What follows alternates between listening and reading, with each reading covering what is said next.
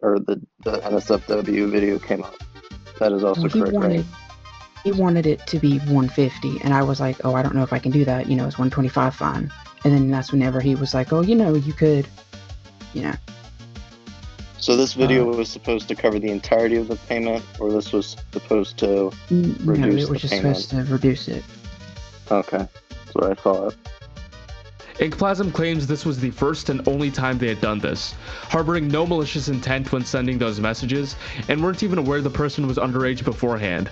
But given that information, why would you ask for nudes from someone when you don't even know their age? And what exactly was the intent behind asking someone for nude videos? Even if Beta was over 18, a minor asking for nudes from an adult is still wrong no matter which way you put it. Inkplasm also makes the claim that Beta had sent them nude images before, where they then thought it was okay to ask for more, which really muddies the water. Had you sent him a nude at all? Said he I had received before. it. Yes, Now you because understand that that's illegal, correct? I Okay. that's one reason that I regretted it, and that's one reason that I wanted to wipe it, like, with what he did. Despite this incident, Inkplasm continued to post more suggestive art and grew their fanbase until they turned 18 years old, when they decided to abandon the Inkplasm name and created a full-blown NSFW account called Wellwraith in February 2021. This topic was honestly very hard to research, given the lack of archives and extreme vagueness in which people talk about Inkplasm. I always saw tweets like the Inkplasm incident, or about how they were very controversial and disliked, yet nobody expands on the details. If there's anything major I missed out on, then feel free to let me know in the comments. Also, shout out to that live stream I mentioned earlier by For No Good Reason. This topic would have been very short without it. So remember all the way back in part 1, where I talked about a guy who seemed a little too sympathetic towards John Bob? Well, we're gonna talk about him now. This is Tarhead. Tarhead was another artist in John's friend group who specialized in creepy and scary artwork, creating his Twitter in 2017.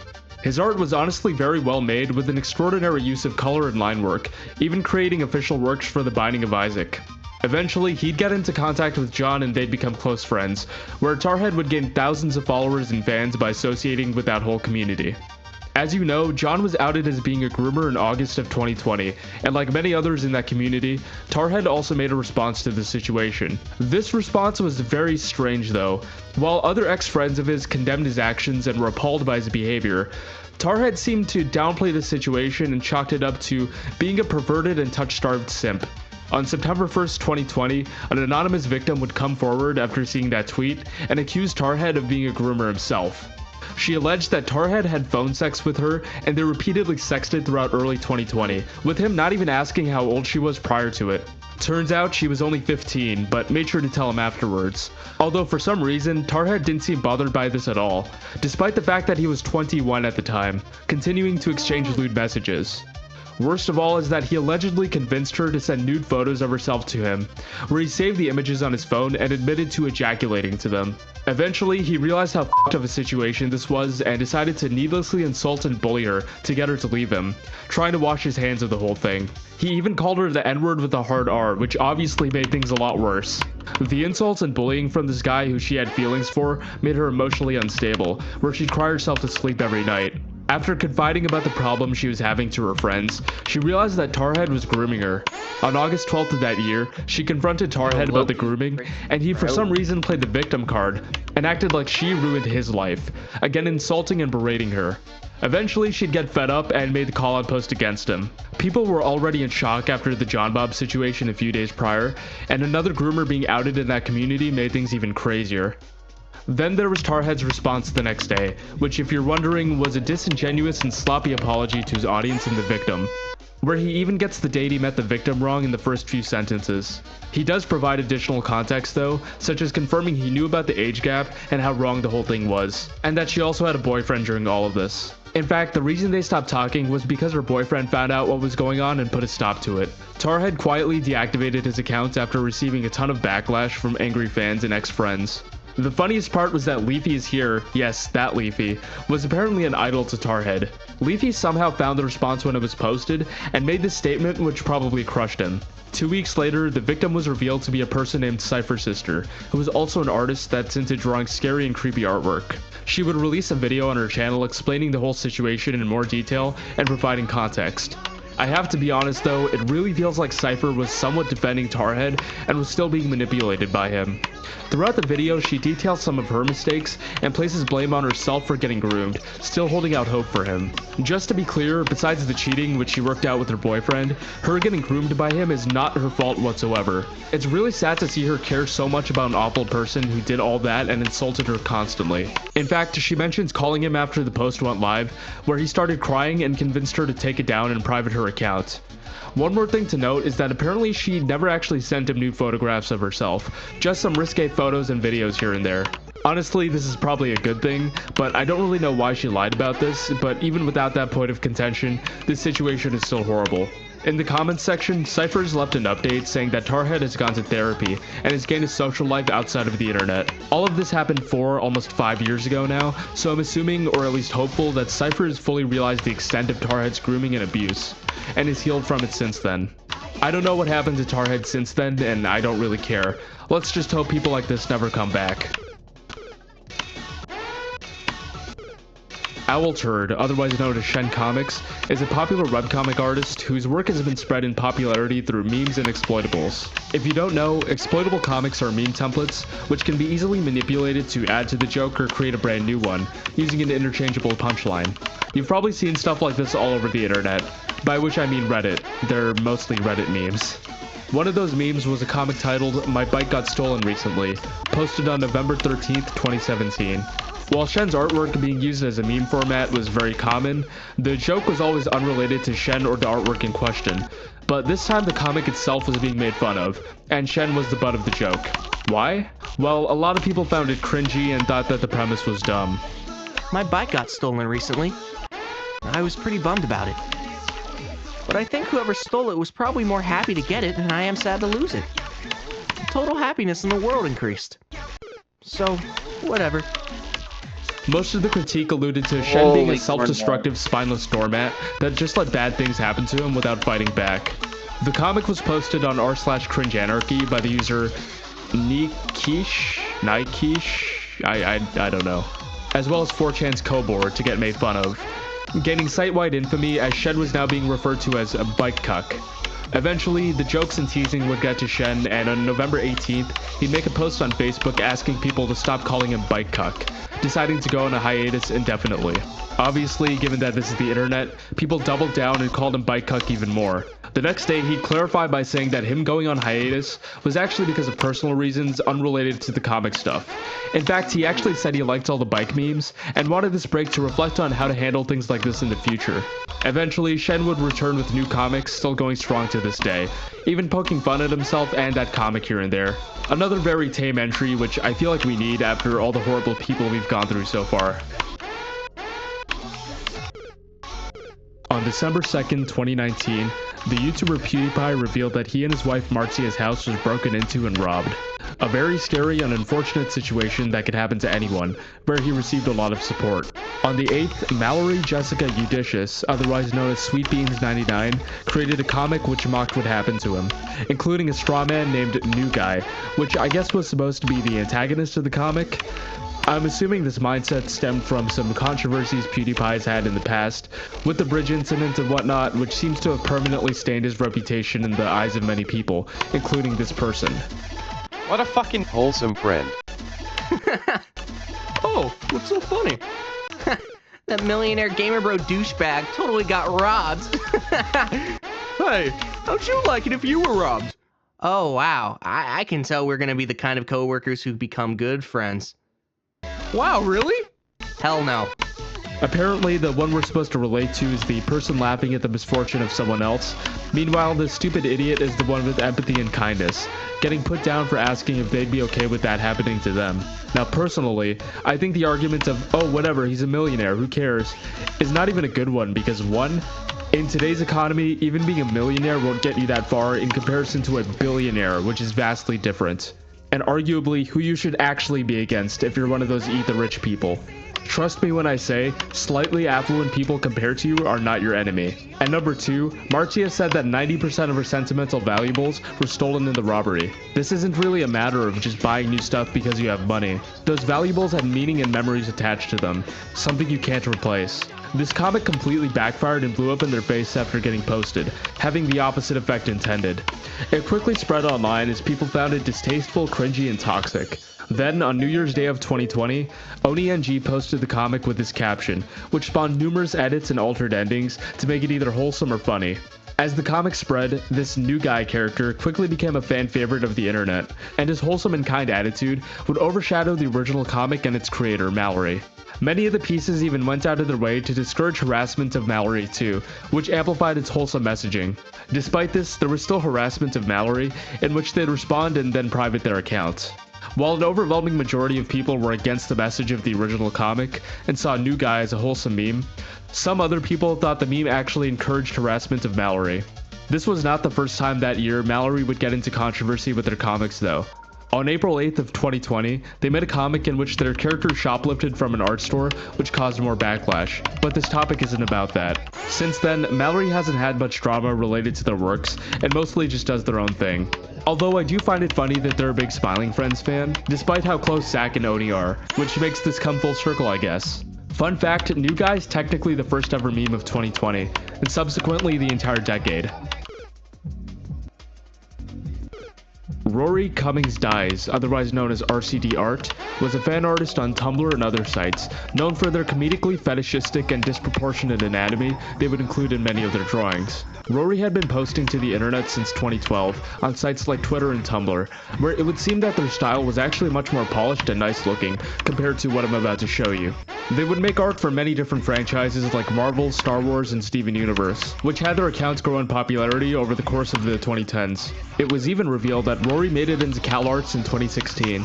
Given this information, one would assume that their art would drastically improve now that they were being taught by professionals at an art/animation school, right?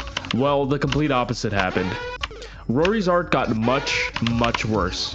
Let's take a look at some before and afters now. Before, after. Before, after. Before, after. Of course, they would take zero criticism and seem to have an inflated ego about their work, despite the backlash. This art degradation was especially prevalent in the way that they drew Captain America. Rory infamously would headcanon and interpret Steve Rogers as being transgender, more specifically a trans man. Now, there's nothing inherently wrong with this, even though the canon character was born as a man. However, many had pointed out that Rory blatantly fetishized certain features of this character and was being called transphobic. In normal artwork, Steve would be drawn in a more masculine sort of way, which makes sense given that Rory's headcanon wanted Steve to transition into a man and look like that.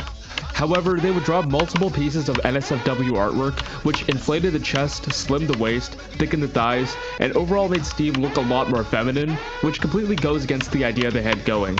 And you can clearly tell this is some sort of fetish by the way it's drawn. Then there was the racism allegations, which was probably the peak of their infamy, as these two drawings I'm about to show you were trashed all over the internet in January of 2018. This is the Star Wars character of Finn. Do you want to see how Rory drew this character?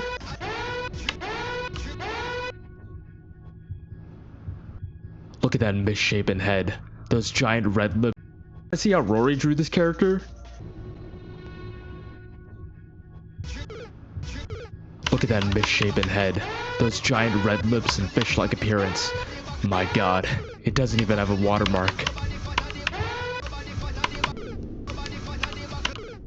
Let me tell you, everybody hated this drawing in particular, especially because, whether intentional or not, it really looked like a racist Jim Crow era caricature of a black person. And there was also this infamous Kylo Ren drawing, which had the exact same problems, equally being trashed for looking terrible. On January 7th, Rory would respond to the backlash with an apology, assuring that it would never happen again. Despite this, the backlash against Rory for this terrible artwork, transphobia, and racism continued as they delete their presence off the internet in March of 2018. Allegedly, they graduated from CalArts in 2020, and the only remaining trace of them on the internet is their portfolio website. On August 12th, 2009, this image of a quad amputee anime girl with bandages covering her face was posted onto the website Donboru by the user Evasion. Surrounding her is a teddy bear, flowers, and the sunlight bleeding heavily into the room, although I guess she can't really see it. This piece was created by the artist S. Zenith Lee, and only started to spread online in 2014, being reposted onto 4chan's A-board. It's a very sad and honestly kind of disturbing image that gives me a sense of dread looking at it. This is actually the second part to another piece created by Zenith that sees the girl being tortured, having her eyes, ears, mouth, and limbs hacked off in an evil and sadistic sort of way. Be careful if you want to look up part 1, by the way. It's very gory and contains a lot of blood and body horror. Zenith explains that a girl in their local community was hit by a truck and lost both her legs and one arm. This was apparently the inspiration that led to the creation of this artwork. And yes, this is centered around the chest area because this is in fact fetish art.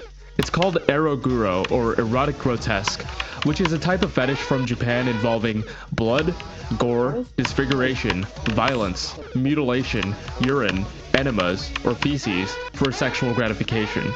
I'm gonna be honest, this is getting very close to the line of unacceptability for me personally. If you're into this, go crazy I guess, but I'm just gonna stand like 10 feet away from you. Anyway, the second image was redrawn on the 4chan thread to where she was recovering with cool cyborg arms smoking a cigarette.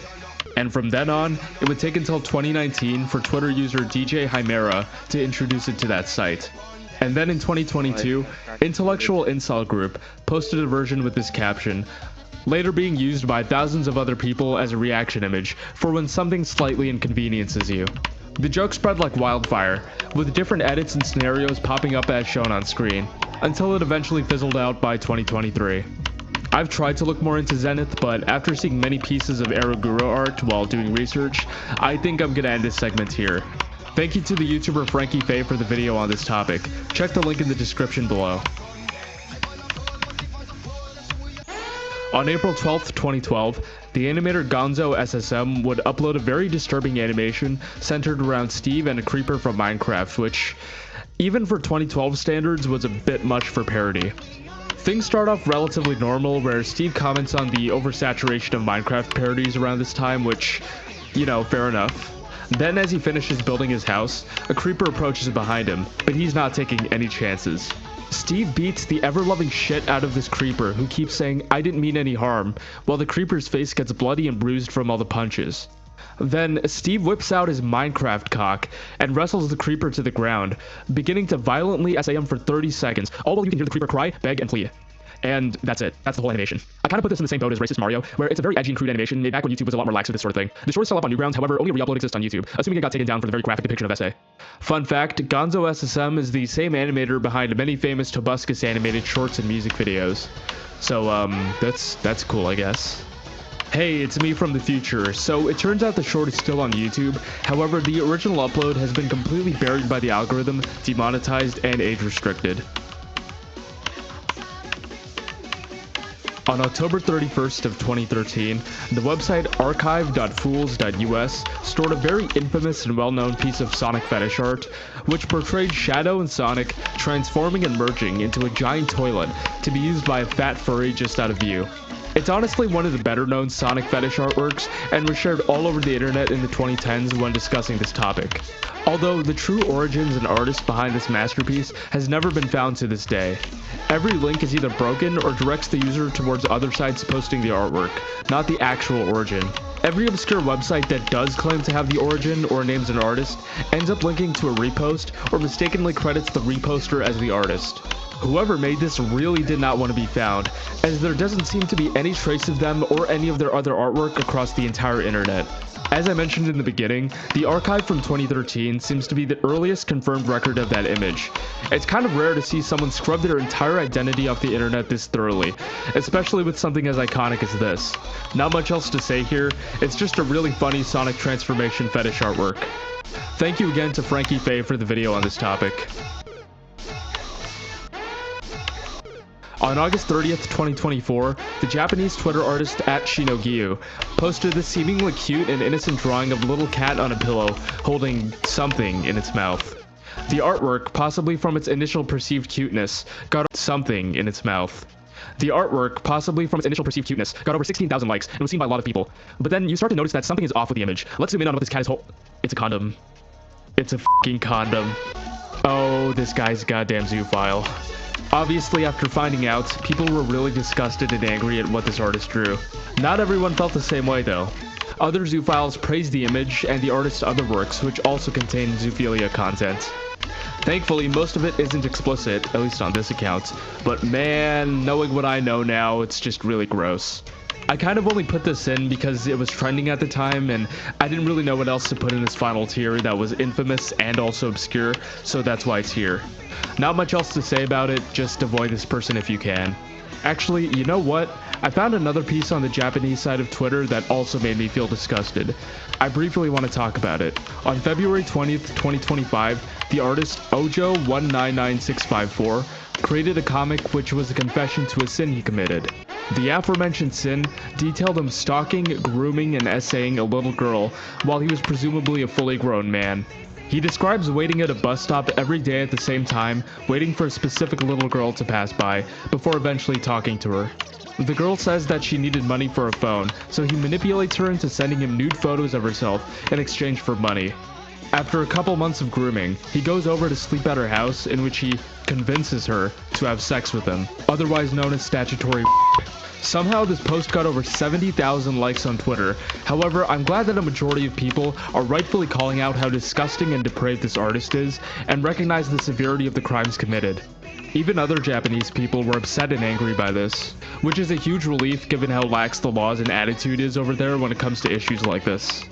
Not saying that a majority of Japanese people are okay with this, obviously. Unfortunately, there's also a lot of creeps who are defending this type of stuff, but that's usually just how Twitter is nowadays. I've seen conflicting reports on whether this was actually based on a true story or not, but I'm really hoping this is some sort of fucked up fiction, because God forbid this actually happened to a real young girl. Mr. Pump G, otherwise known as the Pumpkin Gentleman, is a popular artist on Twitter, mostly known for his suggestive artwork and comics that tend to go viral every now and again. His account was created in June of 2023, and things would be relatively normal, as Pumpkin grew his audience online by creating artwork and comics, eventually gaining tens of thousands of followers on places like Twitter. This is where we're going to talk about his controversies, and it should be noted that he's made a full 30-minute response video, with a part 2, to all of the accusations in August of 2024. So I'm going to use that as my point of reference and include his explanations and apologies for each controversy listed. There's so many to list that I'm just going to talk about the more important ones for time reasons. I will say this though, the video has a very odd voice filter over the whole thing, and it can be kind of annoying to listen to. Just a heads up if you want to watch it yourself. The first controversy comes from April of 2024, where an 18-year-old Pumpkin replies to his 16-year-old friend with this. People began making a lot of accusations towards Pumpkin for this strange response directed at a minor. Pumpkin explains that this was a very poorly worded joke and not meant to be taken seriously, as he's never had any sexual conversations with that person ever, nor does he want to. Even the 16-year-old had to make a statement saying that it was just a bad joke and nothing serious. The next controversy involves Fallen Chungus of all people, where Pumpkin calls Francis pathetic for the 100th announcement that he was going to take his own life. Pumpkin explains that he was talking about his reputation being pathetic, as Francis has been known to do this a lot as per my Fallen Chungus video. The next one involves this out of context screenshot showing Pumpkin explaining that erotic scenes and clothing were normalized for preteens to consume in Japan, almost making it seem like he's defending it. Pumpkin explains that this tweet was part of a larger response, discussing the cultural differences between what's considered too sexual for minors to be looking at in Japan versus in the West. This ties in with a bigger controversy in which he was called out for very suggestive and lewd drawings being posted on a 16+ account filled with minors following him. He says that since he grew up in Japan, he assumed that he could post suggestive artwork on a 16+ account because anime meant for teenage boys would also be very suggestive, if not even more suggestive. He didn't consider what he drew to be that bad for Japanese standards, but for a majority of his audience living in the West, it was a big deal. He also says he does not agree with the normalization of this in Japan and apologizes for posting those images in the first place, making all of his accounts 18 plus from now on. The tweets weren't an excuse to justify the drawings, it was just explaining where he was coming from when he posted them. The next controversy involves him allegedly talking sexually with a 12-year-old, in which he explains that the screenshots were probably faked, as they're weirdly cropped with no names or dates attached, and Pumpkin has no memory or records of ever interacting with this person. Update. So as I was working on this video, Pumpkin made a response to the YouTuber Louis McClung after he pretty much slandered him in a video he made. It turns out the messages and the person being 12 are real, but Pumpkin explains that they never initiated any sexual conversations with them, and he didn't even know about their true age until much later, also noting around this time he was 16 to 17, cutting off contact once he turned 18. Pumpkin apologizes for even letting this person talk sexually to them, and he should have definitely set boundaries and stopped any sort of sexual conversation, even if it was mostly one-sided. I finally found out who was behind these screenshots, because their friend reached out to me. And turns out this person was my very first mutual online. Okay, so they are real, it is confirmed. The reason why I didn't remember them was because they never told me that they were 12. They told me that they were 14 to 15 years old, while I was 17 at the time. The reason that they lied to me about their age, as their friend put it, was to keep like their age mysterious and for their, to protect themselves and for their safety. But that does the opposite, and it will in fact put them in danger, because in situations like these will happen.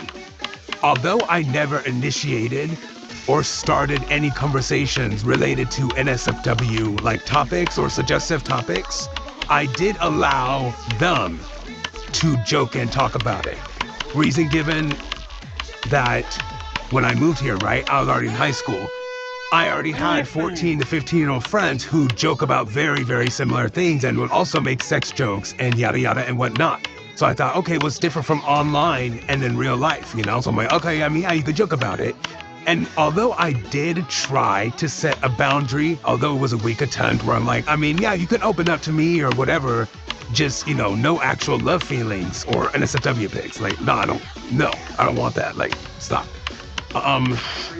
However, even though this person did lie to me about their age and whatnot, it was still my responsibility, given that even though I wasn't really an adult yet, I was still the older one, right? I still should have known better. I should have been more responsible. I should have taken the initiative to end the conversation or be very firm with my boundary or just cut contact with them, which I did right after I turned 18. After I turned 18, I realized how weird the friendship was given our age difference. And it's like, yo.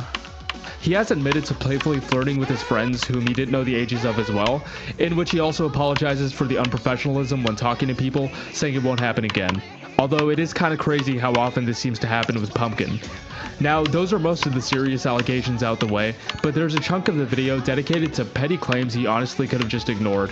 Like, many people accused him of faking his identity on another account and pretending to be his cousin, but what exactly would he have to gain from this? Even if it was true, I don't see the big deal besides he's a liar. I don't want to speculate about a random guy's identity or their family members, but there's also accusations of him lying about his skin tone / body type and his Japanese ancestry for some reason. For the skin tone / body type part, he does a decent job at debunking the claims, and honestly, even if he did have a darker skin tone than what he drew, or he didn't look like how he drew himself, is this really the biggest deal? I get it if you're faking your race or something, but I don't really see the issue in drawing yourself like 2 shades darker or lighter. For the Japanese ancestry being fake, I think this part is also decent where he proves his identity with his Japanese passport, but my only point of contention is that allegedly, the way he speaks Japanese is very amateurish, and not like how a person who spent all their formative years in Japan would speak it. I don't speak the language, but many people in the comments pointed out how he makes very basic mistakes that he should definitely know if he was born and raised there. Paired with how well versed he is with Western culture and speaking English for somebody who only moved to the US in their teenage years, it's just very strange. Besides that, I think Pumpkin overall is not some malicious pedophile trying to groom kids. He just seems like a very immature and irresponsible young adult who doesn't know how to handle internet fame and needs to learn a lot, especially with how he interacts with fans and minors who are fans. I think the apology video did clear a lot of stuff up, and honestly, I can only hope he actually learns from his mistakes and can be a better person. There's a lot I paraphrased and skipped over due to time, but there's many videos about this situation you can find on YouTube, like this one by Harley TBS. On June 16th, 2023, a furry comic artist named Nicole, otherwise known as Peace Wolf, would post a comic involving a divorce from her now ex-husband Foxglove. The comic goes into detail about how Fox coerced her into a relationship at 17 and married her when she was 21. Nicole described feeling pressure to conform to Fox's ideal of a perfect wife, which led to a lot of emotional abuse as described by her. She also accused him of cheating, citing times where he planned on having sex with other women, including a close friend of hers. It also goes into detail about their own sexual fetishes, which I'm gonna skip over because I really have no interest in learning more than I have to about this topic. Eventually, she developed a friendship and confided about her marital struggles with two other furries, named Jason FX Grant, and Caitlin Cabs Corner Kelly. Now, if you weren't already aware of who these people are, it should definitely be noted that Jason Grant is a known pedophile, groomer, and racist within the furry community, starting a relationship with the then 15-year-old Caitlin around 2012 when he was 21. There's a lot of other allegations against him, and I'm barely scratching the surface of what Jason has done, so here's a video by the YouTuber Lanza explaining everything. Today I just want to focus on the comic. Well, eventually this friendship between Nicole, Jason, and Caitlin would turn sexual, as Nicole and Fox would invite them to stay at their house. Things get very strange, as Nicole describes experimenting with cuckolding by sleeping with Jason and Caitlin in front of Fox, who was apparently very enthusiastic about the whole thing at first. Fox started to get jealous and emotional from everything going on, and would curl up into the fetal position while crying as drawn here, and also try to deliver them all cookies as they were sleeping with each other in the bedroom. At the end of the visit, Nicole made the decision to divorce Fox for good, and this is where, as described by Nicole, he would have a mental breakdown and even drive to her friend's house where she was staying with a gun. The police got called and eventually she would get away from him. This would not stop Fox, as he sent her multiple threats and even tried stealing her car at one point. It should also be noted that apparently a few months prior, they both agreed to adopt a 17-year-old teenager, in which Nicole would go no contact with them after they found a decent family to live with following the divorce. Given who these people are, I think it's actually for the best that this kid is staying with someone else now. At the end of the comic, Nicole describes finalizing the divorce and goes on to praise Jason and Caitlin for the support, despite the fact that she's sleeping with a pedophile and his victim. I know, it's finally over. Imagine how I felt having to do research for this. So, Fox is an abusive and emotionally unstable groomer that should be in jail, assuming that what Nicole is saying is true and not a lie constructed by the three of them. Jason is a pedophile that's convinced two young women to enter a relationship with him, one of whom was underage when they started dating. Of course, he should also be in jail. Caitlin is a victim of grooming who is in complete denial, and from what I'm seeing, she's also a manipulative asshole. And Nicole is a victim of abuse who decided the best way to divorce her husband was to cuckold him with other horrible people. I just think everybody in the story is a piece of shit. After this was posted, for some reason it was spread all throughout the Twitter algorithm, and people who weren't involved in any furry stuff like me were subjugated to this whole mess. There were even memes made about Fox getting cucked, which is just insane. Apparently these three also created a furry convention called Free For All, in which they'd allow Nazi furries to attend, among many other incidents of racism and homophobia, where Nicole would step down following the information I just shared. As of now, Nicole, Jason, and Caitlin are in a three-way relationship doing OnlyFans content together, and Fox seems to have vanished from the online space. Okay, now that we've officially finished up the iceberg, we can go over all the stuff I forgot about or missed. Thank you to everyone who left a suggestion in the comments section. I'm now briefly gonna go over each person as fast as I can because this video is getting kinda long and I'm getting tired. So this is where Major Klug lives. I grew minors! Ryan, otherwise known as Major Klug, was an animation YouTuber who uploaded short comedic cartoons, often involving blood and gore in some way for every upload. This amassed him over 100,000 subscribers by late 2022. On January 26, 2024, a 16-year-old girl named Madison would publish a document detailing a year-and-a-half-long abusive relationship that she had with Ryan when she was 11 to 12 and he was around 16 to 17. They became friends in 2018 while she was in the 5th grade and he was a sophomore in high school. And she would open up to him about her abuse and struggles, until eventually they began dating in May of 2019. Things got sexual quickly, as Ryan self-admittedly referred to himself as a pedophile, sending very gross and lewd messages to Madison, who was still in elementary school. Some of the messages even imply he was receiving lewd images from this girl while they were dating. And whenever he was questioned about things, he'd always lie about her age, showing that he knew what he was doing was wrong. Things quickly spiraled as the relationship fizzled out by November 2020.